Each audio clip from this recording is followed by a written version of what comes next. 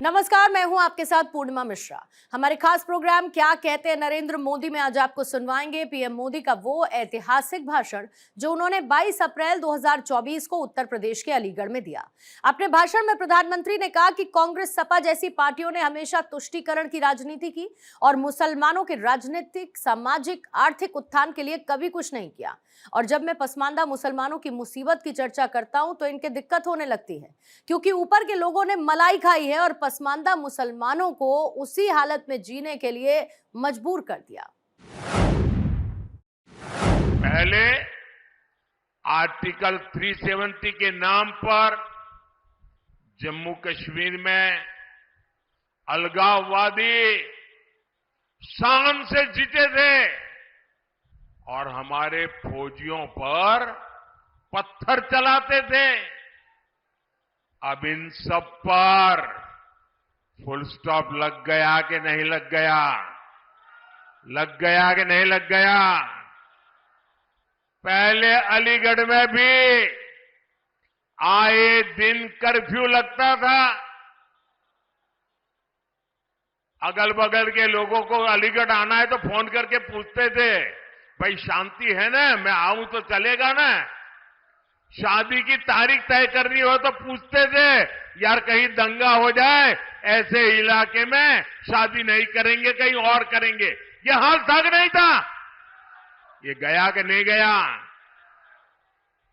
ये योगी जी ने करके दिया है आपको।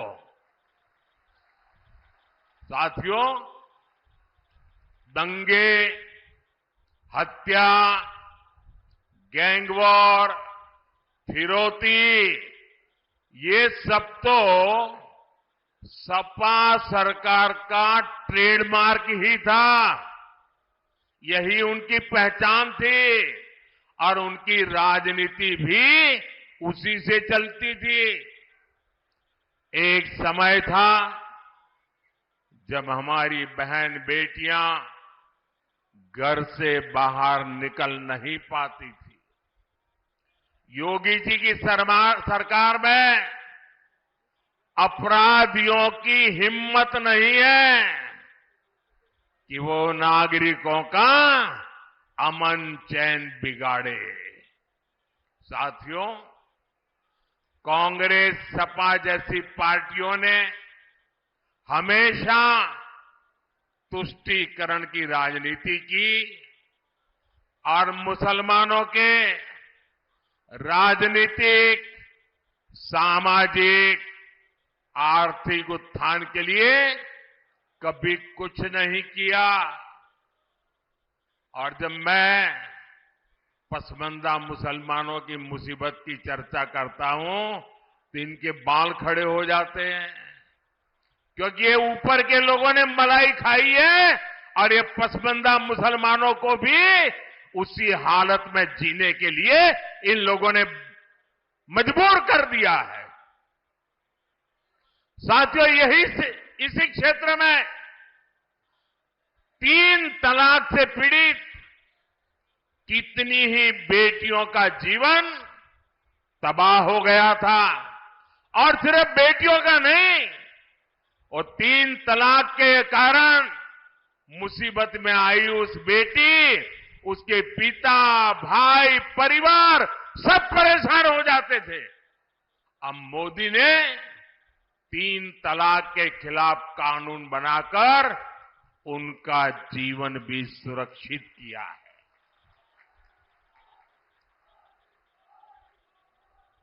पहले हज कोटा कम होने की वजह से कितनी मारामारी होती थी, उसमें भी रिश्वतखोरी चलती थी और ज्यादातर रसूखदार लोग ही हज जाने का मौका पाते थे। मैंने सऊदी अरब के क्राउन प्रिंस से आग्रह किया था कि हमारे भारत के मुसलमान भाई बहनों के लिए हज का कोटा बढ़ाएं। आज न सिर्फ भारत का हज का कोटा बढ़ा है, बल्कि वीजा नियमों को भी आसान बनाया गया है। सरकार ने एक बहुत बड़ा अहम फैसला लिया। पहले हमारी मुस्लिम माताएं बहनें अकेली हज करने जा नहीं सकती थी। सरकार ने महिलाओं को बिना महरम हज जाने की अनुमति भी दी और मुझे हजारों ऐसी बहनें आशीर्वाद दे रही है जिनका हज जाने का सपना पूरा हुआ। साथियों, कांग्रेस, सपा जैसी भ्रष्ट पार्टियों ने आपके परेशानियों को उनकी कभी परवाह नहीं की। गरीब को पैसे देकर भी पूरा राशन नहीं मिलता था, बिचौलिए ही लूट लेते थे। आज अलीगढ़ और हाथरस के लाखों साथियों को मुफ्त राशन मिल रहा है। इतना ही नहीं, पूरा राशन मिल रहा है। अलीगढ़ और हाथरस के लाखों परिवारों को आयुष्मान भारत योजना के तहत मुफ्त इलाज की सुविधा भी मिली है।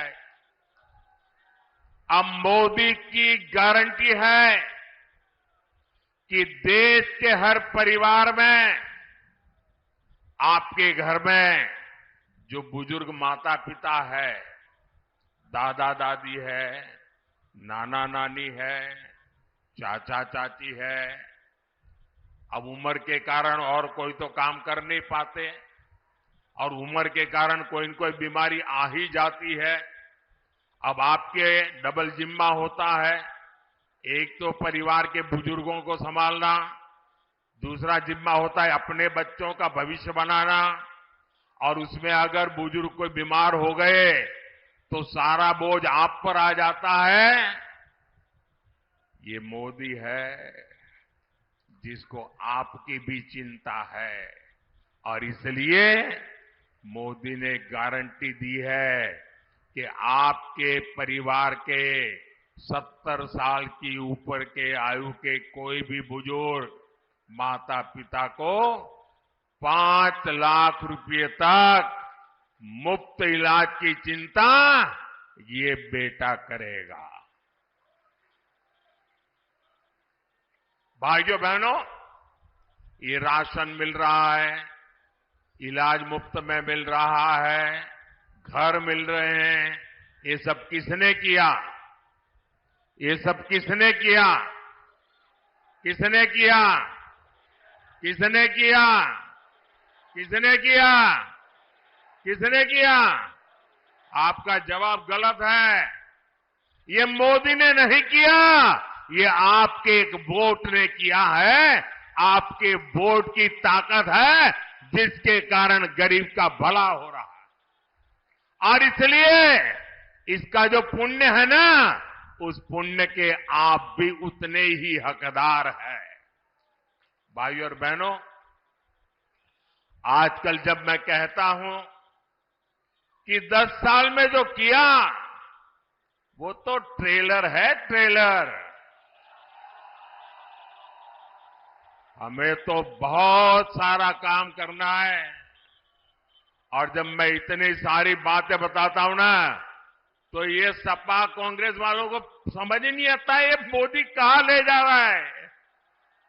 बोले पहले तो हम तू मैं राजनीति करते थे, अब मोदी इतनी बड़ी दुनिया की तरफ देश को ले जा रहा है, वो मोदी के साथ कदम ही नहीं मिला पा रहे। अभी क्षेत्र में देखिए, अलीगढ़ में हवाई अड्डा बन गया, पड़ोस में जेवर में इंटरनेशनल एयरपोर्ट बन रहा है, गाजियाबाद अलीगढ़ नेशनल हाईवे बन गया, अलीगढ़ कानपुर नेशनल हाईवे बन गया, हाथरस भी मथुरा बरेली एक्सप्रेसवे से जुड़ रहा है। अलीगढ़ और हाथरस दोनों रेलवे स्टेशन आधुनिक बनाए जा रहे हैं।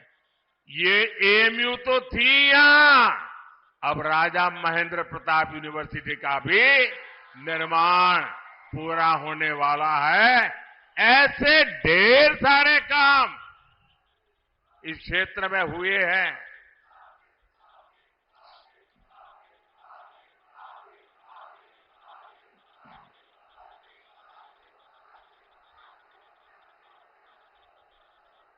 अब आप मुझे बताइए, इतने सारे काम हो जाए तो किसी को भी आराम करने का मन कर जाए कि न कर जाए?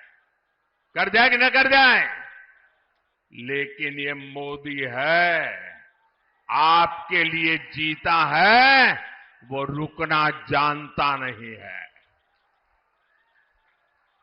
और इसलिए क्योंकि मैंने तय किया है, आपका सपना ही मेरा संकल्प है।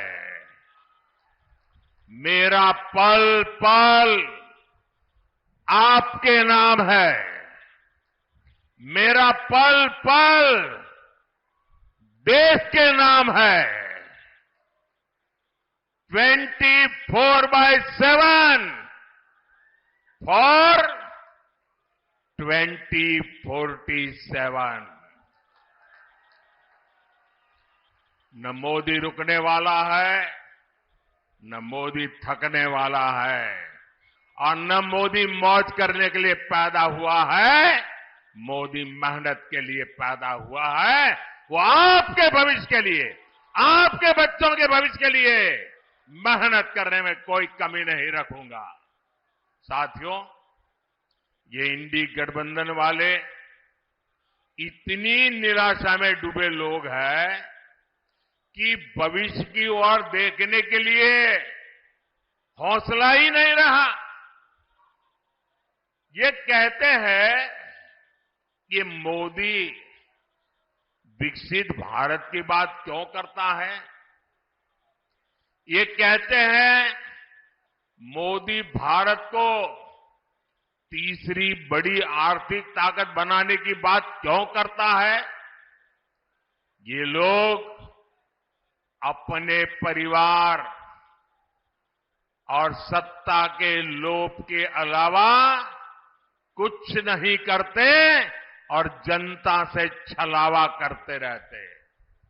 साथियों, कांग्रेस और इंडी गठबंधन के एक और खतरनाक इरादे से मैं आज देश के लोगों को, अलीगढ़ के लोगों को आगाह कर रहा हूं। मैं देशवासियों को आगाह करना चाहता हूं। कांग्रेस और इंडी गठबंधन की नजर अब आपकी कमाई पर है, आपकी संपत्ति पर है।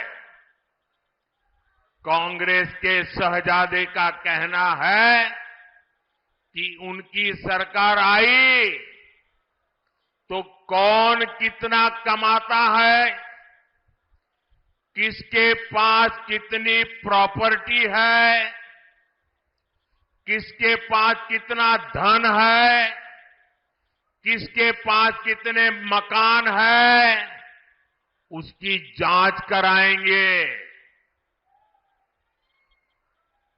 इतना ही नहीं, वो आगे कहते हैं कि ये जो संपत्ति है उनको सरकार अपने कब्जे में लेकर उसको सबको बांट देगी।